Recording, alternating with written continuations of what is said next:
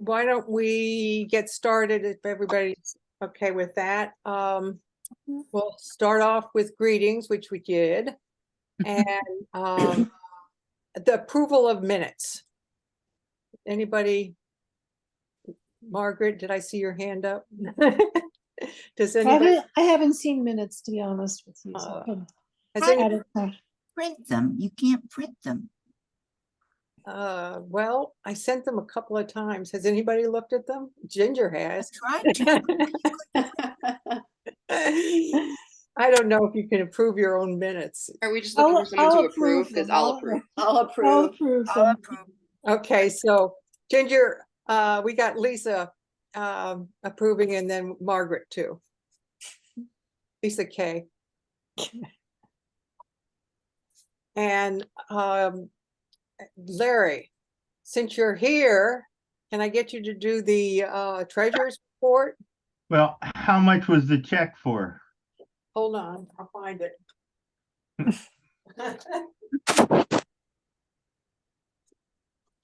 The check is for $2,938.28. Yeah, so we had to close our account, as Simon knows, and we got a tax ID number. And now Kathy and I have to meet at the bank and open up a new account. Right. And we will get our acts together and get it done. Yes. What are you doing this weekend? Saturday. I think we can find some time on Saturday. Okay, I'll set it up. Okay. Question, can you just give us a little background so everyone knows why you had to close the account and what it means to open a new account? All the clubs that had accounts under the central committee, there's an analysis made in some way, manner, or form that they weren't being handled quite the way they needed to be, and that all the clubs needed to open up an individual account for that club, not under the auspices of the central committee. I don't know. Saman, do you want to add anything, or is that close enough? Yeah, it's mostly for compliance purposes. When we're reviewing it, it was advised that, similarly, that all of the clubs should be handling their own financial matters. We can't be carrying it, because at times, you'll have certain, if the clubs, go completely obsolete, we're just holding on to something. And the financial management should be owned by the clubs themselves with their EINs and everything. And that was a guidance that was provided quite a while back, but it hadn't been implemented. And so we went through and we were like, it's just best to clear that up and move forward. And so we really appreciate everybody's cooperation on that. So that way we make sure that, everyone's T's are crossed. So it's nothing we did. It's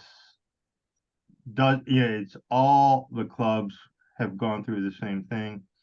And the central committee is just cleaning things up so that we're all 100% kosher.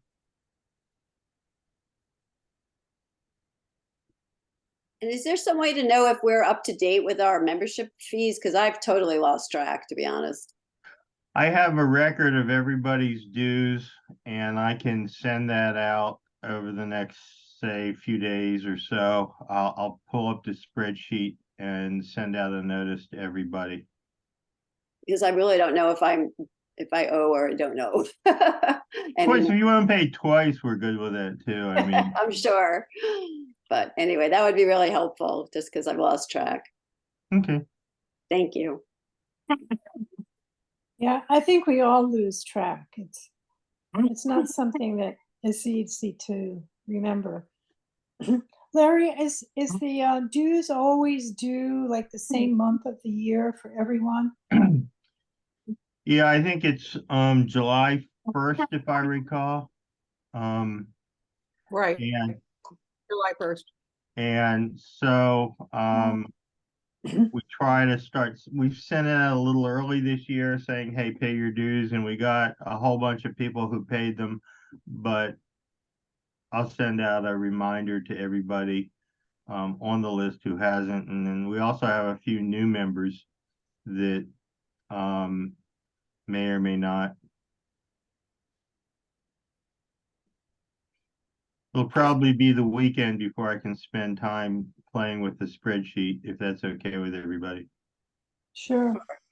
And Larry, is there any way that we could ever do an online payment? That just seems so much easier. We've talked about that, and right now it's never been set up. One thing we can do for online payments, everybody who has a bank account typically has access to something called bill pay with your bank. And I've gotten a number of payments for people who have logged on to their bill pay, set it up if they haven't set it up, and sent checks. And what happens is your bank just mails a check to me. And that's not quite cutting edge technology, but if you don't have checks or don't want to fool with it, that works quite well. Yeah.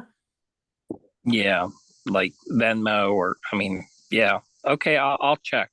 See if We I don't can. have Venmo. You know, if the executive committee wants to set it up, we can figure out how to do it. We have to figure out which service to use. Sure. Quite frankly, I've never used it, so I'm like old school, but Yeah, I understand. um, Yeah, it's just yeah, be easier than remembering To send a check. to Yeah. send Well, it. you Well, know, the other thing with the bill pay in the bank is that when if Larry ever steps down as treasurer, where would the checks go? I mean, do we have a post office box number that? we do not, but it would go to I mean, if I'm ever fired, You're not. You'll never be fired. It doesn't happen. we would have a replacement, and we would take care of that. Well, we would each have to take care of where the check is going from, if it's coming from our bank. Right, but Right. I've used bill Okay. pay before, and you just, when you log on, it says set up new address. You set up a new address. Yeah. It's not. It is frankly as easy as using Venmo or one of those other electronic, more tech savvy things. So it's not difficult to do it. So I highly recommend it for people who want to do it electronic. And then once it's set up, you know, every year you just click on it and it gets resent. And you know, for $20, if I'm no longer here, hopefully that won't break anybody. I mean, that's a little bit flip to say it that way, but Yeah, I'll in my next email, I'll give information because we're gonna have the gala. So I'll give information on that. right. And you can pay that way for the gala also. Right. That's a good idea. So we have a time situation. We don't want to lose Lily. So if we can get Lily to talk right now. Lily, are you there? Now we lost her. I saw her a second ago. There we are. Yeah. There she Hi, is. Lily. You look like you're on You're mute. muted, Lily. There, now you can hear me. Can you hear me? Yes. Okay, Yes. awesome. All right.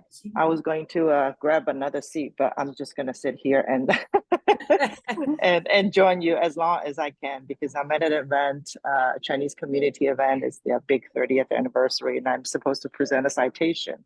Oh my goodness. The county executive is here, and so just one of those days. But yeah. All right. Yeah. So you wanted to talk a few minutes? Do you want me to talk or do you want to start first? No, go ahead. I thought it would be an idea. Our district, as everybody knows, is a high AAPI, and we really do need to do something to increase our Asian community involvement in the precincts and, you know, voter engagement, and that's what I was hoping you could talk about. Sure, and thank you for reaching out. I know you care deeply about this, and sometimes we just scratch our heads and say, how, right? How do we make it effective? Because campaigns are so expensive, and that's why you don't see many candidates being able to afford the time and resources to do culturally competent outreach or in-language outreach. But sometimes that's what's called for, which is why diversity of candidacy is so critical, because when more people from different cultural backgrounds and religious backgrounds run, we each bring out a large group of people oftentimes that otherwise would never have participated or paid any attention to local elections, which was the case in 2018 when I ran my first campaign. So I have learned many, many lessons, and I think it would warrant a much longer discussion. But I just want to quickly highlight a few things that I learned. I think one is not act like the same message would work with different cultural communities. Sometimes I found myself having to literally run 2 concurrent campaigns without alienating my cultural community, because it's not even a matter of whether they are more culturally conservative. Of course they are more culturally conservative, but they're Montgomery County, let's say, right? Or probably then general Democratic population. But that's even beside the point. The point is they didn't even understand how the election system works in Maryland. First, they didn't know you have to register with a party in order to vote in the closed primary to make their votes count. And that's majority of the immigrants, I would say, not just the Chinese or Asian immigrants. Because the primary election dates keep changing, and it's different from different states, right? November election, every state is the same day, but primaries are different. Every state have different rules. So unless you have concerted outreach, it's confusing to a lot of people moving even from other states. And the Asian immigrants are so diverse in our linguistic and cultural backgrounds, probably more than any other major racial groups, because the Hispanic community has more or less an overarching language, right? So it's just really hard to reach out, which is why it takes time, it takes patience to identify the influencers, which could be ethnic media, could be community organizations. Because over the years, I worked with a lot of community organizations in the Asian communities, not just Chinese communities, but Asian communities with voter registration drives and those kind of things. And more or less, their issues are the same, which is they don't really know or pay close attention to local elections and politics or the issues. So I think we need to just basically not use our same playbook and the assumptions to try to reach an entirely different population. And some of them didn't even grow up in democracy to have the habit of voting, right? So it's very hard work. And going back to the point about messaging, we, as the very deep blue democratic dominant community, we think everybody understands what equality means, right? What social justice means, but equality may not sound the same to a lot of people who lived through communism, which was the definition of equality, of government dominance and control. So if we just use certain words liberally without taking the time to explain what that means in modern day American society, in our local context, it can confuse people and even turn people off, So that burden fell on me during my election when I found myself having to explain not only the democratic process, but even the Democratic Party platform, right? And explain to people why I chose to be a Democrat as a woman, as a minority, as an immigrant, as someone who worked with, people from different cultural and language backgrounds, right? And how I learned about the civil rights era and American policies that helped the minorities and all of that. But it was really hard work. you know. So I certainly would hope the party will help do that work and not put the burden on small campaigns during the election years, because we just didn't have the bandwidth. So if it becomes a ongoing strategy of the party to do it on an ongoing basis, this is ours to take, because I saw how active the Republican Party was in reaching out to the Asian American community, right? Because they believe in market economy, they believe in liberty and American brand of freedom and all of that, which sounds like music to their ears. So I think we need to do some strategic thinking about how we can develop our culturally appropriate messages and targeted channels of communication. Because if these people did not have a voting record over the years, most likely they're not even on our voter database radar screen, right? So they wouldn't have received the mailers even if we try to, put together a mailing list. So they get missed. Who's going to reach out to them? You have to find other ways to reach out to them, not using the same kind of methods that your consultants would tell you, or your mail house would craft for you, or your usual GOTV kind of methods, because you just have to go where they go. Like in my case, it means going to local community events in, high schools with Chinese Lunar New Year events, and use WeChat because that's where they gather online. They don't go to Facebook to check what you are doing. They don't use Twitter. A lot of them, even though they are highly English proficient and have PhDs in this country, but they still read mostly stuff in their own language. And so because of that, there's also great amount of disinformation that is hard to combat, because who's monitoring those platforms, right? So now the new election administrator for Maryland, Jared DeMarinis, reached out to me last week and said, Delegate, I know you care deeply about this election issue, and I would really love to work with you to help combat the disinformation campaigns, targeting different cultural communities and language communities, right? And I think this is spot on. I'm glad he's thinking ahead of time, right? But it is happening. We just don't know to what extent it's happening, So I know I'm throwing out some stuff very quickly, but I'm happy to take questions. There's so much we can do differently and so much we can learn. But one thing I care deeply at the end of the day is beyond party flat platforms and all of that, close the primary system, which is something I have been trying to push back on to make it just a little bit more open so that people can have longer time to register for the party. I just want to say, in Maryland, as well as across the United States, the fastest growing electorate are the independents. And many of them are, the Asians, which happens to be the largest racial category that is growing the fastest, right? And many of them, just like young people, first-time voters, choose to be independent for all kinds of reasons. Not to mention the growing number of Americans get so disenfranchised with politics and divisiveness and choose to come back to being in the middle, right? So we are seeing the electorate, the independents, being the fastest growing across the United States and in the state of Maryland. And we're not doing anything about it. They are the most diverse people. They are the people we want to reach out to. They're the first-time voters, the people who are marginally paying attention, people who are too busy with their lives to be, party animals, so to speak, right? But those are exactly the first-time voters and young voters, the kind of people whose voices we want to hear from. So unless we're willing to change ourselves, unless we're willing to change our own party's strategies and playbook, unless we are willing to change our election system, we're not going to dramatically move the needle. But of course, there are certain tactics we can employ to improve things year from year, as I tried to do in 2018.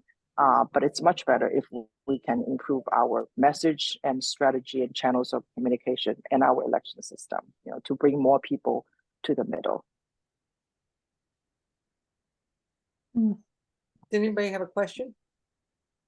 Well, Lily, I was listening to you very intently, and I kept thinking, well, as a non-Asian, English speaker that doesn't know any other languages, not not in those communities, what can we do to facilitate that communication that sounds like needs to happen? Well, it's not, as I try to say, it's a great question, and it's a struggle for all of us, including people who are from those communities and who are elected. It's an ongoing struggle to try to engage them and make them pay attention to that. For example, the largest Asian community in Montgomery County, which is the Chinese American, followed closely by the Indian American community, right? They get really worked up this past year because of some policies being introduced in different states to prohibit Chinese natives or people with some connections with the Chinese government from owning land, right? And so, they believe this is a form of McCarthyism, of, witch hunting and all of that. So unless there's a crisis, it's very hard to just do it on an ongoing basis, which is why I think as a caucus, with a small caucus, besides, grabbing a few people here and there, I think identifying community leaders early and not wait until election time to have conversations with them about what they care about and try to reflect those things into our messaging, into our platform would be helpful, because by and large, there are exceptions, but by and large, immigrants came to America for opportunities, right? But oftentimes when Democrats talk about opportunities, we quickly pivot to equality. We quickly pivot to things that they ran away from. And we don't know how certain words sound to them, right? So you need a cultural interpreters to help them break it down. And they were like, that sounds like a socialism. And they just ran away from it. I was like, I had people who called me a socialist at the poll, at polling places, and threw my lid on the floor, right? I said, you should know, I also left the socialism, right? But they think Democrats are socialists, and so it's a long journey. There are no quick fixes, but I think there are certain things that are hot button issues that just sound not pleasant to certain immigrant communities, and that we need to pay attention to as a party.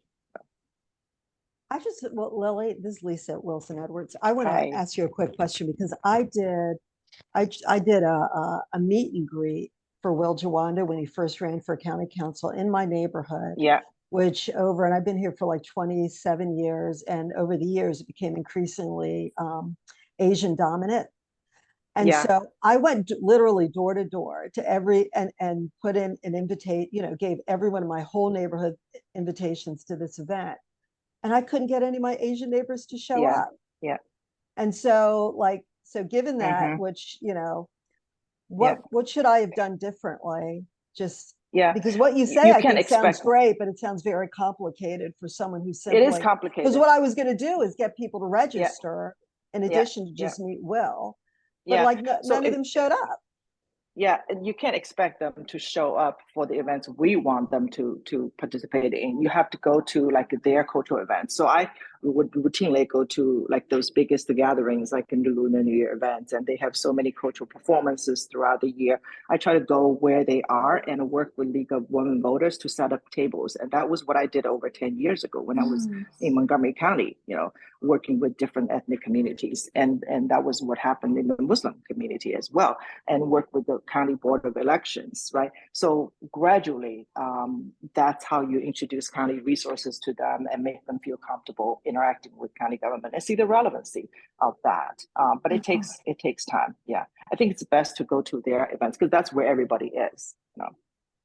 So my question really is, how much of this do we need to focus on the high schoolers and the civics classes, the high school, because the high schoolers will talk to their parents and see how to get involved in the democratic process.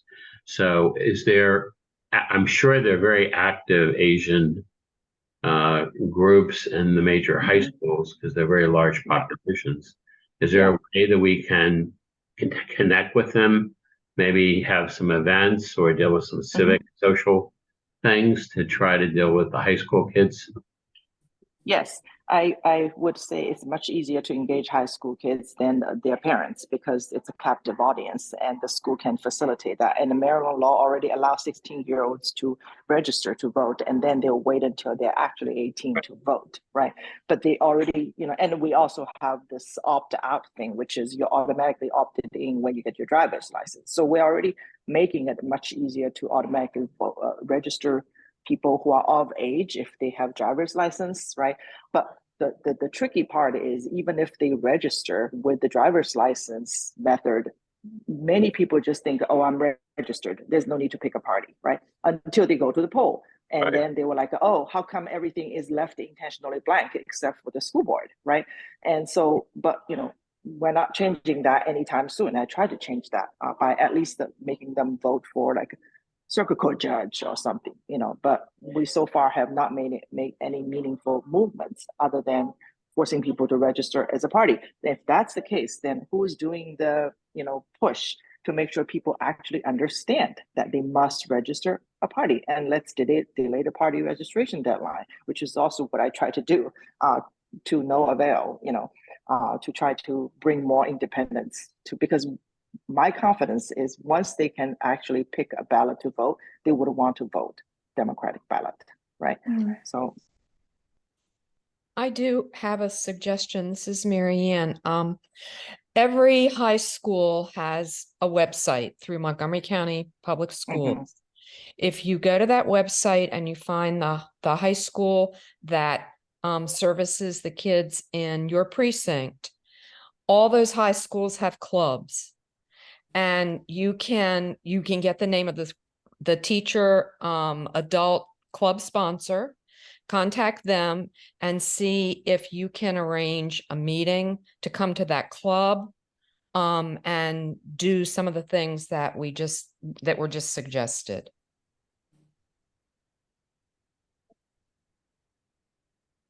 So Mary Ann, you're talking about joining or going to, say, a Democratic club within a school?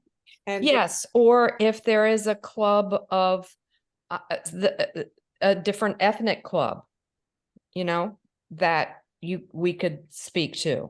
And I mean, it takes thought ahead of time, like, what are you going to say? Are you going to bring voter registration forms? I mean, exactly what do you want to do there? But that's a way in for contacting some of the high school kids that are going to vote.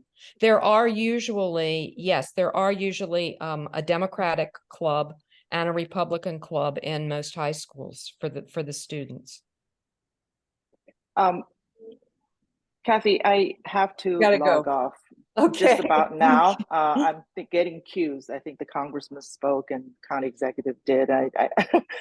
So sorry about that. I hope this was at least a little bit helpful. Appreciate it. Really, we'll continue the conversation. Happy to chat anytime. Okay. Thank you so much. Thank you so much for reaching out. Okay. All right. Bye. Linda, Kathy, can I just Linda hold on. Bukowski? Just 1 second. Linda Bogofsky, did you say you have to leave now or? Yeah, I have another meeting. I'm sorry. I'm playing doubles tennis tonight. Okay. Did somebody else have their hand up to talk? We'll get somebody else to talk about pool Well, school. no, I was picking up, Linda, on your chat, the idea of maybe we should put together a subcommittee of the caucus to talk about this further and maybe arrange some action items, maybe working with Lily, where if she goes to some events, some of us go too. I really like that suggestion. So maybe we can do a follow-up after the meeting to see who might be interested in doing that. Yeah, I think we should. Yeah, I think what I heard her say was, we don't necessarily have the right words to say to people. We have a message, but it's not necessarily one they will listen to or hear. So we have to strategize about what those words will be, what our intent is when we're engaging with the AAPI community. And I'm sure there's lots of different great ideas and we can brainstorm about that. So that's all I suggested. I'd Right. also like to interject, Lily made a very interesting point on, language and just word choice. But I think one of the things to really remember is that, one of the most important thing, Asia is not monolithic, right? It's 40 countries with 400 different languages that are spoken there. And the heritage and the cultural and there are some that are very democratic and progressive, and there are those that are more so on the socialist standpoint. And so I just want to just say that, it really is important to understand which communities we are reaching out to when it comes to the AAPI community, particularly on that.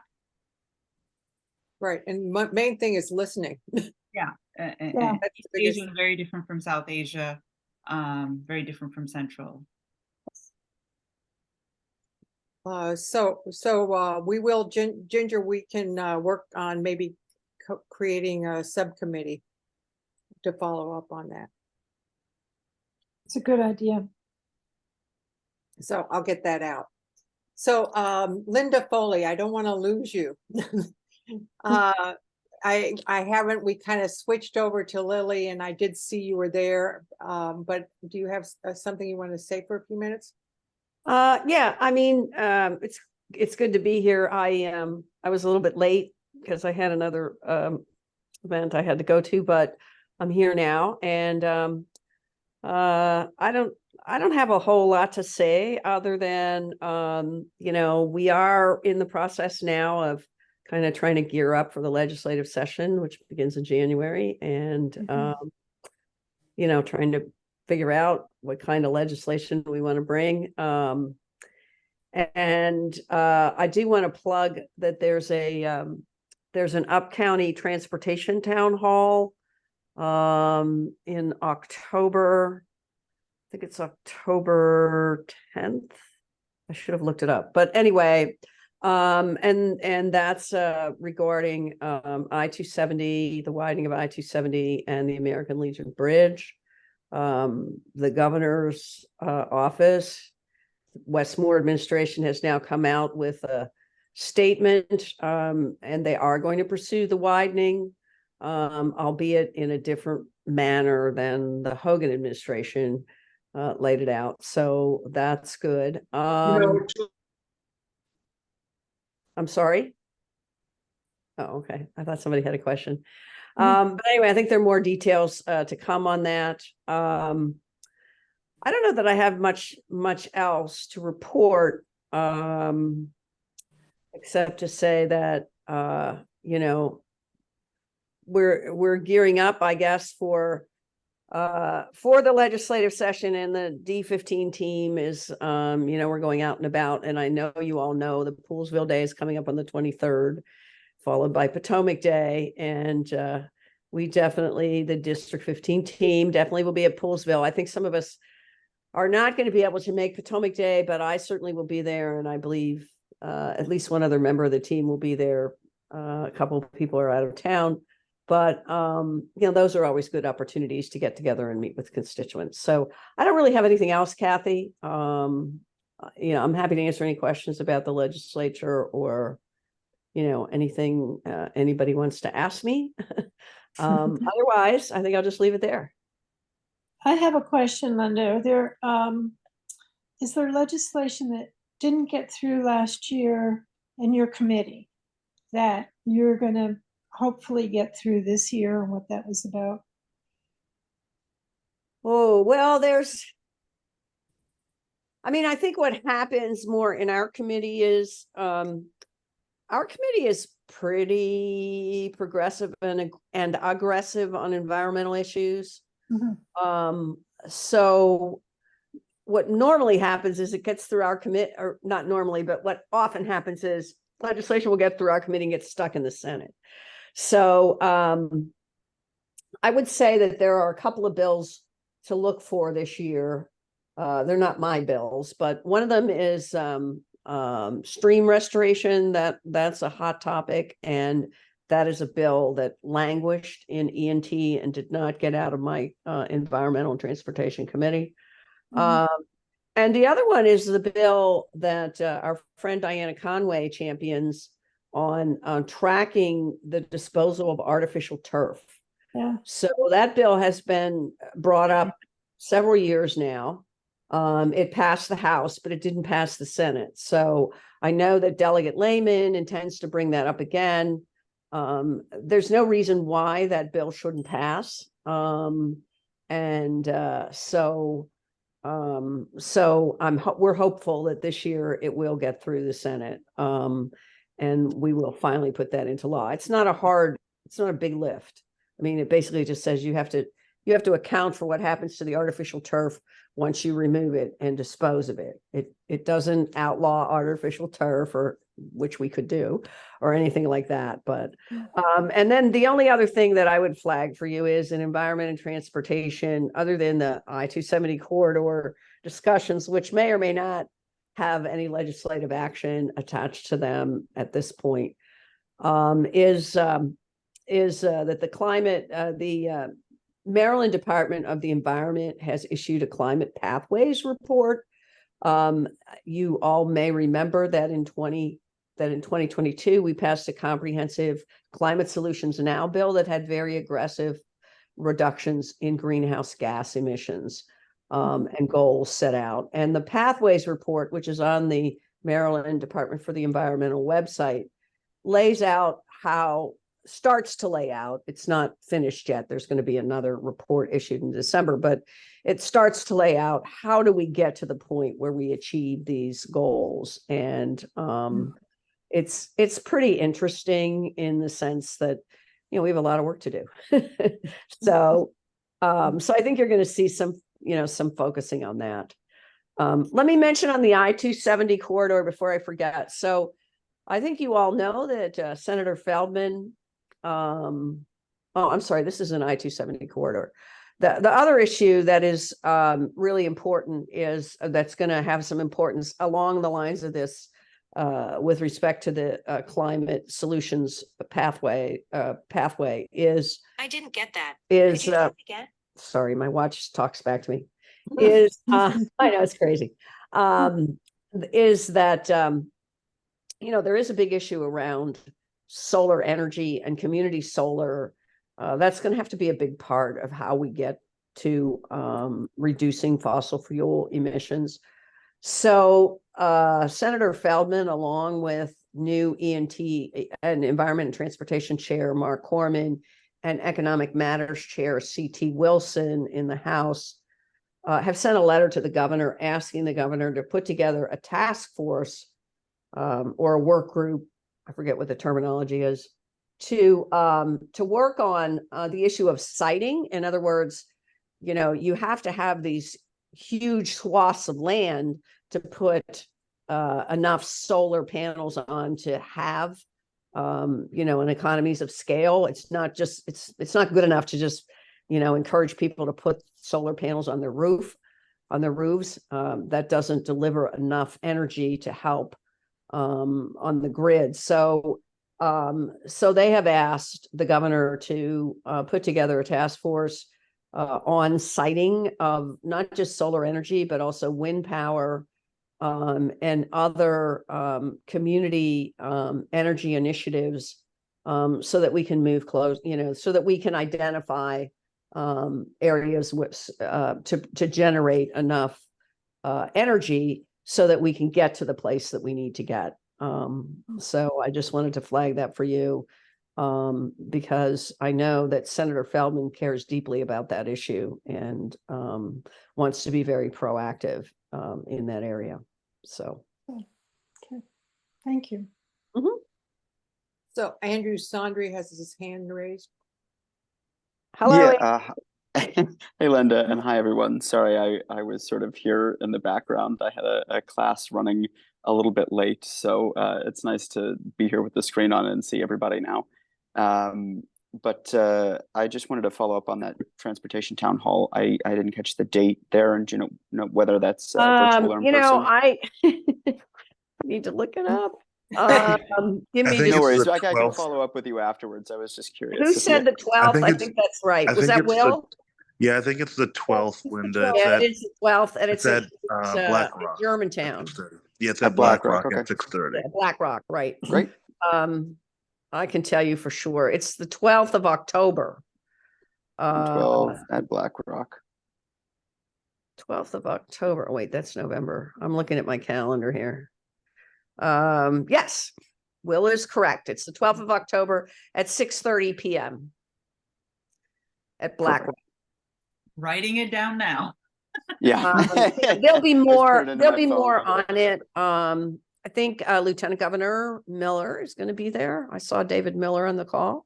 I think Lieutenant Governor Miller is going to be there, and as well as Paul Wiedefeld, who is the head of the he's the secretary for Transportation. transportation. Yeah.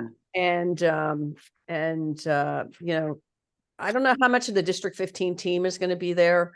But several of us, a couple of us will be there. And then also Marilyn Balcom is a co-sponsor of it.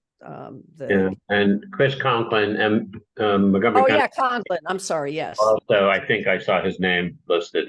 Yes, you're correct, Gary. You're right.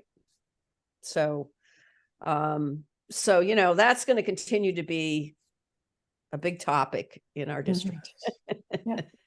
Great. Thanks so much. I appreciate that. Sure, no problem. And nice to see everyone. So Oh, let me also plug my Latte with Linda, which are these little community meetings I've been holding around the district. I have one in North Potomac, not this Saturday, but the following Saturday. And it's going to be at the Dunkin' Donuts in Quince Orchard, you know, over there at the Quince Orchard Valley Shopping Center across from QO High School.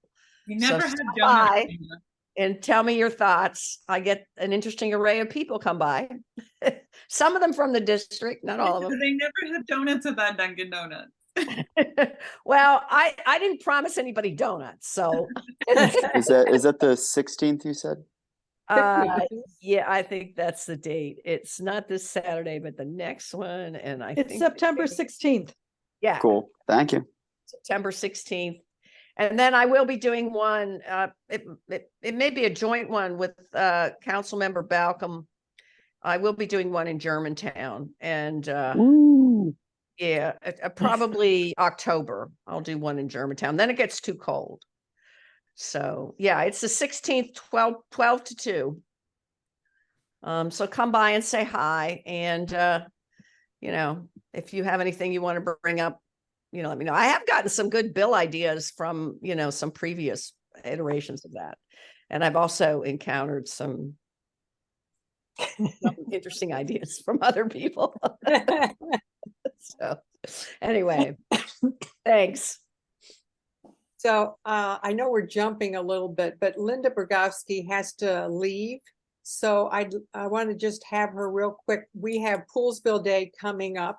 And since she's from Poolsville, she can kind of give a pitch for why it's nice to be there. And so if you Hi, can... hi everybody. Yes, I'm speaking to you from beautiful downtown Poolsville, the heart of the Ag Reserve. And our Poolsville Day is scheduled for Saturday, September 23rd. It is a totally free day. All of the things that are going on are free. It's family oriented. Last year we had 12,000 people in attendance from all over the region, from all over the state. The town parade begins at 10. Anybody can walk in the parade. We could walk in the parade if we wanted to. It begins at 10. The muster is a little earlier than that. There's a fun run that starts off the day at 8 o'clock, but there are booths, there's children's rides, activities. We have animals that have been brought in from the farms around the Ag Reserve for kids to see. We have trains and pony rides and arts and crafts, lots of food, entertainment, singing, and the largest electric vehicle show in the East Coast. So we have just something for everybody. It goes until 4 o'clock or whenever you run out of money. But I would really encourage everyone to come. It is the place to see and be seen in this part of the district.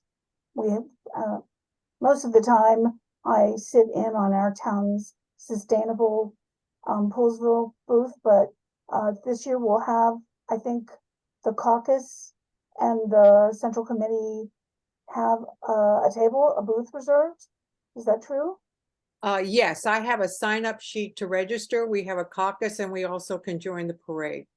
So hopefully, Linda, you're gonna be there? Absolutely. Well, actually, Linda Foley. Oh, Linda Foley, yes. She said she was gonna be. Yeah, the whole District 15 team will be there. Good. And I would assume, is Aruna coming? David, do you know, or? I don't know her schedule. It's, you know, it's a big state, so it's It'd be great if she could, yeah. or you could. I'll try to make it. If she can't make it, I'll make it. Right. And we've got two other people from Poolsville on this call, Tenkasi and Fiji. Yes, we will definitely be there. Yes. Hi, Fiji. I, for some reason, not able to get the video on. I don't know why. So sorry about that. But Linda, if there is anything that you would like us to do, we will be happy to work with you. So come to the table, I think. Definitely. Volunteer. Register and help us at the booth and join us at the parade. Definitely. Great. I'm dropping in the link to Poolsville Day into the chat. So if anybody wants to go and investigate. And Kathy, when will you send out the registration for volunteers? It was in my last email. It'll be on my next email. It is available, so please sign up. I'll be sending out an email again. I look forward to seeing you all there. Yeah, that have a great meeting. Thank you, Linda. So before I know we've got Eden here and she's going to be talking, but we got to get Saman first and Andrew to see if they have anything to say. Thank you so much, Kathy. So I just wanted to go over 4 quick things that are currently happening. First and foremost, the gala, our annual fall gala, we're only having one this year, and that's going to be on October 22nd at 6 p.m. Again, it's at Marriott, the Montgomery County Conference Center, the North Bethesda facility. It'll be there. So the tickets are on sale and they're $110. And if anyone wants to do sponsorships or take out an ad, let us know. It should also be in the newsletter this week. It did go in last week's newsletter and it'll shortly be up on our website. So we'd really appreciate your support. And right now the early bird ticket sales are $110, which ends on October 7th. I know that D15 often has put together a table for this, which, we are always really appreciative of. On that note, the fall gala is really about nominations. It's designed to honor our volunteers, and the volunteer selection is dependent upon those that are in the Democratic community that nominate individuals. So if you go on our website, mcdcc.org, I would really urge you, if you think there's somebody that should be recognized, submit their names. It can be a precinct official, I'll put it in the chat. Yeah, a Democrat of the Year, Lifetime Service Award. There's one more. I'm slipping my mind. Community Service Award, I believe it is. And so if it comes to your mind, please submit nominations. That deadline is today, and we'll be rolling out the names shortly in the next week. The third thing is the Board of Elections. So they're actually going to be having a meeting on September 18th, and they're trying to decide whether or not to add in an additional early voting site to go from 13 to 14. So for those that are interested in attending that will be at 3 p.m. on September 18th. We'll probably run it in the newsletter as well, or just reach out to me and I'll give you the information. These are open meetings, and you can even find it on the BOE website. So I know that there was a lot of people that were trying to attend that stuff last time because of the challenge with the early voting. So let's see how it goes this time with a Democratic Board of Elections in the majority now. The state fair is currently ongoing. If we're going to talk about statewide stuff, it's ongoing until September 10th. And on October 1st, the Maryland Democratic Party is having its annual barbecue. Andrew, do you have any idea where it is? It's if I recall It's in correctly, Bowie. I'm it's not sure out where in, exactly. yeah, I can So- pull that up off of their website though, real quick. So it's $50. And if you want to attend, tickets are on sale. And it's on the MD Dems website. I think that's all I have. So if anyone has any questions regarding any of the things, feel free to. The only thing, if I could say one thing, is that for the fall gala, we will be putting together a table, and if we get enough people, 2 tables, Kathy will be sending out notices to everybody, and we'll try to collect all the checks and submit it to the county party and put together a table. So please look out for Kathy's email. It'll be in every email she sends out, most likely. And we'll try to keep ourselves together and let everybody know that District 15 is the best. And we don't have any trustees on the call, do we? Okay, guess not. But I was going to say is that if we do have trustees on the call, the trustees are having their annual meeting on September 13th. That is just the trustees, which were formerly elected officials, countywide, statewide, state level office, or central committee. So just a couple of things are happening. Oops, sorry, go ahead. Simone, this is Tripp. I got a number of financial questions. Sure. One, there was a lot of adverse publicity for the Central Committee not paying their taxes and getting the money. What was the situation, and why did it arise? Number two, what is the financial state of the Central Committee? Why is the gala $110? And number three, what do our dues that we pay to the caucus actually go to? What are the major expenses, and what kind of money's in the treasury right now for the caucus treasury? So I think we don't have anything to do with caucus dues. That is something fully controlled by the caucus board. So MCDCC doesn't receive or control any of those funds. So that being aside, on the first question, basically what happened, Tripp, is that in 2017 and 2018, MCDCC had not paid payroll withholding tax, basically what's deducted from the employee's salary and remitted to the IRS. So in 2020, it was notified to the IRS that yes, this was done and the filing was done, but the check was not attached to it. And so the IRS had sent us notices, but unfortunately the notice that was sent to the Central Committee, it never arrived at our office because the address they had was our old address, and that was an incorrect address listed on the filing. And so with COVID happening and everything, none of us, well, I wasn't even on the committee. I don't think Andrew was on the committee. I wasn't on the committee at the time, yeah. I don't think this was pre even Linda being on the committee. So, no, Linda was on the committee. She was elected in 2018. This would have been before the beginning of her. I'm talking about the notices. So the okay. notices had come to the Central Committee, but not to our offices, which is in Park Lawn Drive. That's what the issue had been, and we confirmed that with the IRS.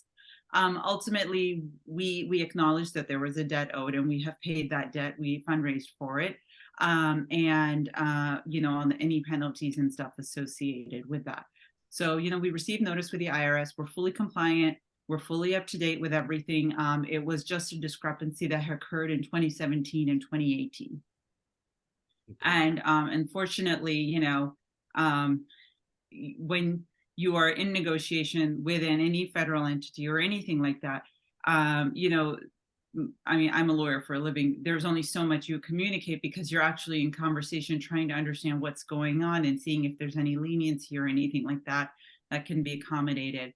And so, we fully cooperated with them. We had counsel that we had retained, just because, I'm no tax expert. I don't know. Andrew's the one that was really spearheading it, at least making sure all the paperwork was provided and all that. So we worked under the guidance so that way, all of our T's were crossed at the end of the day.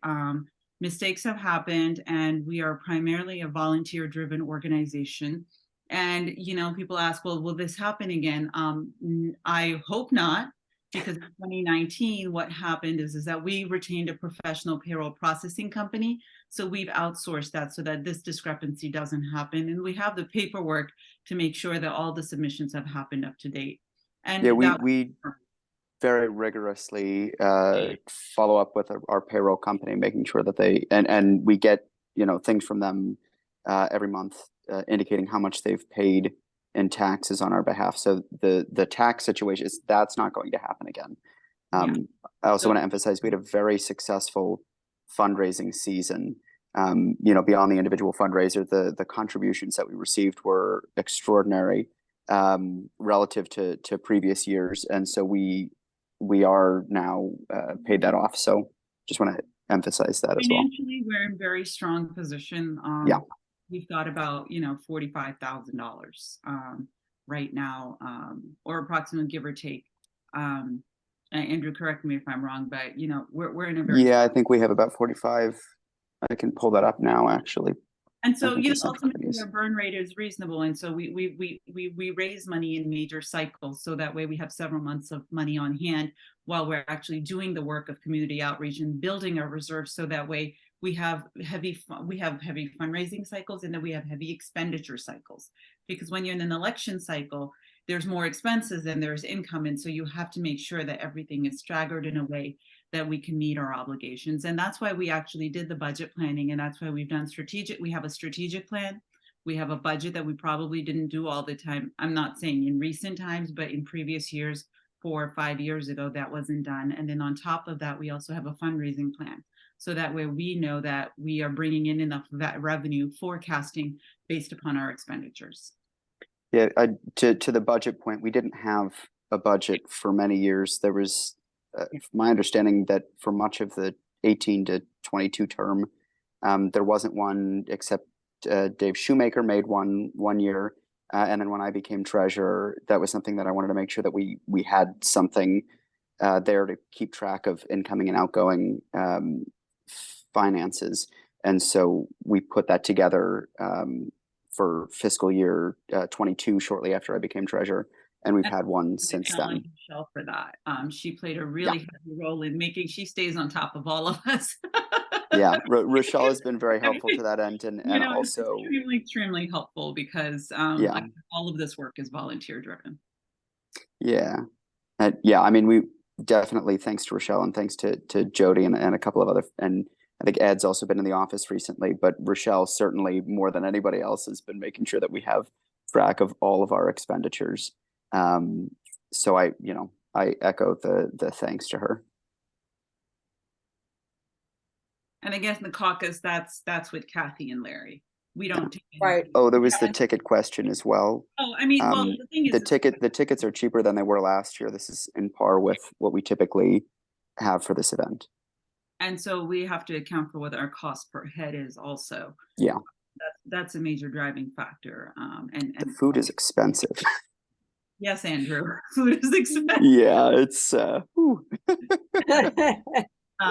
lot of it is driven by the per head cost of attending the gala. And for the most part, we've still tried remaining lower than the majority of the galas and the fundraising events that happen across the county. If we could go lower, we really would. But also, this is a dinner event, not a brunch, which this is brings it up. Wow. Yeah. Okay, so that really is low. Yeah, so we're really trying to keep in mind everything, and we've really done our best. So we're really trying to make our work, in ads. If anyone wants to take it, please help us because I'll put that link in the chat too. Yes, and D15 takes out a beautiful one-page ad, Kathy. Yes, we'll do what we did last time. So, Trip, you were talking about, we have sponsorship. We still have the District 15 delegation on the call, right? Is Linda still here? No, Linda hopped off. Linda hopped off. So Trip, we have like $3,000. We're going to be, for the gala, we're going to be giving an ad. So, some of our money is going to go towards that. We try to keep it stable.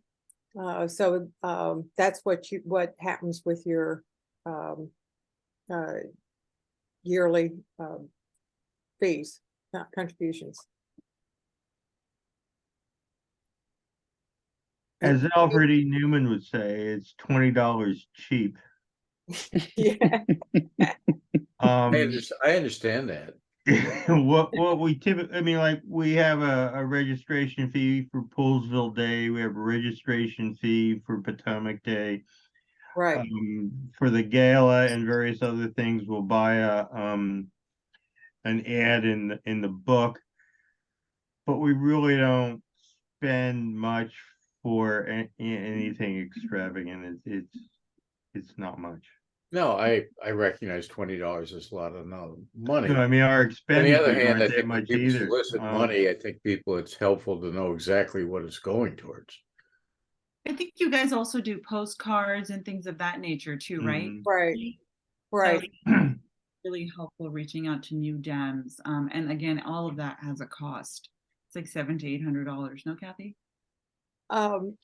Yeah, and like we just got badges, so that was like, but that wasn't that much. It was like 200. Because we had Ross helped us, we really made a difference. So we're gonna lose Eden if we don't call on her. So I asked Eden to speak. We're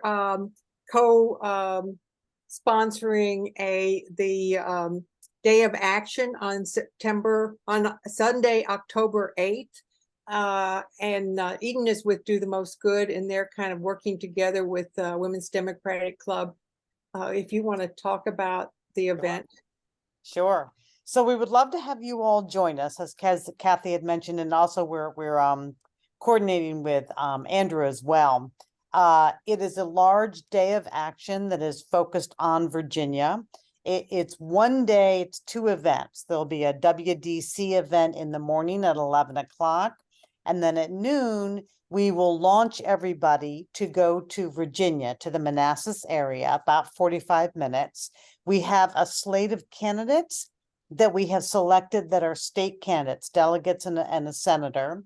And we've done that based on what Swing Left has said in terms of what are flippable seats and what are seats that are worth our time and our effort and our boots on the ground.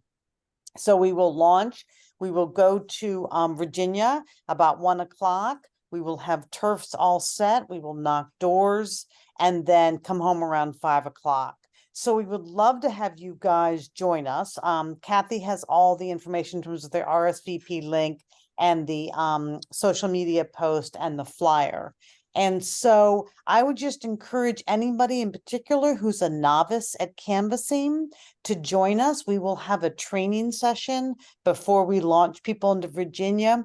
These are all friendly doors. These are Democratic doors. They're just, it's get out the vote. We've got some great messages. We have excellent candidates.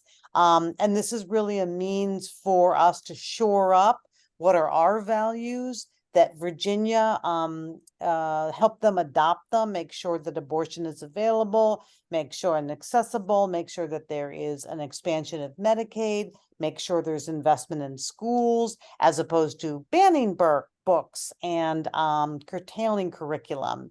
We really want to bolster our sister state. It also gets our juices flowing and our muscle memory for the work that we're going to do in 2024.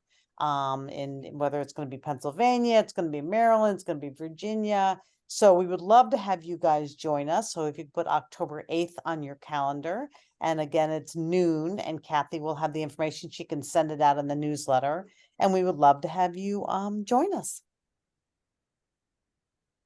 Any questions? Questions? So Trip, are we going to get you to come? Well, I love to canvas. I know. You're an old hand at that, Trip. I'd love to have you join us. So who else in this group likes to canvas? Anybody else like to knock doors? Yes, Mary. Right. Yes. Perfect. Well, please, Yeah, please come. And also you mentioned something about postcards. Is that Exactly. So you have a choice that day. We will have postcards that go to low propensity voters and youth voters in Virginia. So you can pick up a sack. It's got 25 postcards in it. You put some stamps on it. We give you the message. We give you the addresses and you mail them. So you can pick up a pack of postcards and then you can canvass and then come home and send the postcards later in October. So it's a nice 1-2 punch. Where's the launch from? Pardon? The launch will be from Glen Echo, Maryland, Glen Echo Park. Okay. And then we will travel to Manassas where we'll meet with the candidates and then have everybody knock doors. Eden, will there be any other dates? Because that date is actually my daughter's wedding. Yes. Okay. I Well, think I'm then going to be busy. So yes, be happy to. we do the most good is organizing. We have 2 canvases in September, the 16th and the 23rd. And then in October, we have the 8th and the 21st. So I will drop my name in the chat and my email, and you can email me and I can send you there. I'm gonna put my name in. Send you information and the link. But if we do it as a group, we carpool. And then I train everybody, I buddy everybody up. So if you're a novice, you'll have someone to go with you that knows that knows the ropes and has done this before, and they can assist you. So any of those, again, that is September 16th and 21st. Actually, I think it's the 23rd. Eden, can you tell people where they could pick up the packets of postcards if they can't make the canvassing? Yes, my email is in the chat. You just go ahead and email me and I will set you up for postcards. Also, Eden, I believe September 16th is Rosh Hashanah. It is. It is not the day we selected, but it is the day that the campaign selected. Well, that was kind of foolish of them. Well, they do not, I have to say, they don't have many Jewish communities. Apparently not. in these districts. Okay. So the 23rd or the 21st of October. Those are other dates that we are going. Okay. All right, thank you. Yeah. And I think was it Simone that had her hand up? No, it's down now. Oh, okay. Okay. So any questions related to that? I'll put information in my next email. Perfect. Thank you very much. Great. Thank you. Uh-huh. Let's see, Poolsville Day again. I'm gonna put that information in the email. And Simone, you talked about the gala a little bit. We're gonna put information on that. We want to this weekend, hopefully Larry and I can get our bank situation done this weekend, and that way when I send out my email, I'll have more specific information on that. Pat Levy was supposed to be here. I don't see her. But I know Margaret and I are going to be doing letter writing parties. I put that in there if you want to write letters to Virginia. And Hub Day, Ginger, would you like to talk a little bit about the Hub Day of Service? Yes, once again, we're going to have another day of service at the Up County Hub, which is located in the Up County Regional Service Center, and that's Middlebrook Road, Germantown. Kathy will send the information out about that. I believe the date has been confirmed for October 5th. Is that correct, Kathy? As of this minute. Linda, does that work for you? I guess Linda's not here, so. Yeah, so as we've done in the past, we're going to pack bags and boxes of food and other necessities and help stock supplies that will be distributed to residents who are food insecure. Up County Hub was actually founded by some D15 residents in 2020. Grace Rivera Oven and her son Marco, who's actually one of the MCDCC at-large representatives, founded the upcoming Hub, and Marco is currently the director of operations. They're feeding about 1,300 families a week now, and it's become a model for the rest of the county. So it's something that is a really good organization in our own backyard that we like to support. And if you can't come to the actual day of service, which is a lot of fun, we have a lot of fun packing all those boxes. We got really good at that by the end of the day. I've put into the chat links to the Hub website where you can do other kinds of donations. Cash is always appreciated, but also other kinds of products that are needed for these families. And you can find out more information about the Hub and what they do. Right, and I'm working on a flyer for that. Yeah, and I guess, Kathy, you can put the links in the flyer as well for the Hub site, and then other ways to donate, their online donation and volunteer site. That would be good. Okay, great. So does anybody have any comments? I notice Kevin Mack is here. How are you doing? Is he there? I am doing well, Kathy. How are you? I'm doing good. Good, good. Glad to be here, and I'll be more than happy to volunteer for Poolsville Day. Oh, fantastic. Okay, I'll make sure I sign up. And I think I owe some dues to Larry as well. He loves money. All right, I'll send money and I'll sign up. I'll do those two things. Sounds good. So does anybody have any comments? Questions? So does anyone want to motion for adjournment? Motion to adjourn. Okay, thank you, everybody. And we will see you. Oh, the next meeting is October 4th. Thank you, Kathy. Thanks, for everyone. everything. Good meeting, thanks. Thanks, Kathy. Thanks, everyone. Have a good night.